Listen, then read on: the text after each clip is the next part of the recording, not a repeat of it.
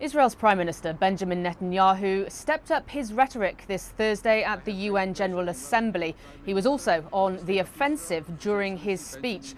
It was widely expected that he would condemn the Iranian President Mahmoud Ahmadinejad, who he has labelled the tyrant of Tehran.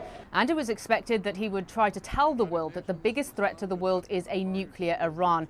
But he did go further than some thought he would, asking those governments who sat through the Iranian president's speech, have you no shame, have you no decency? Yesterday, the man who calls the Holocaust a lie spoke from this podium. To those who refused to come,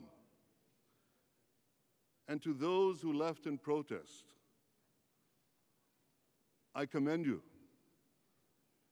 You stood up for moral clarity, and you brought honor to your countries.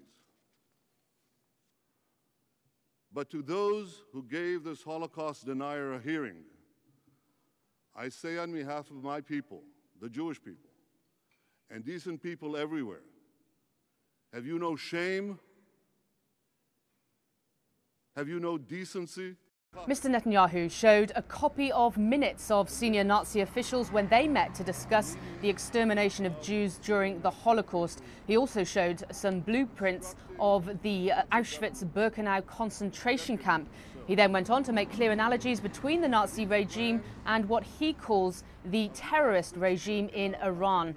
The United Nations itself did not escape his attacks. He strongly criticised the UN Human Rights Council report on the military operation Israel carried out in Gaza 8 months ago. That report accused Israel and Palestinian militants of committing war crimes. He said the report sends a message to terrorists that terrorism wins. And he also called on all governments to make a clear and simple decision whether they stand with Israel or whether they stand with the terrorists. The one applause that he did get during his speech was when he reiterated the policy of 2 states for 2 people when it comes to talking to the Palestinians. But the Palestinian delegation, which as far as I could tell was just one woman, did not hear that, as they had already walked out as he was condemning the UN report on Gaza. And not surprisingly, the Iranian table was empty throughout his speech. Paula Hancocks, CNN, Jerusalem.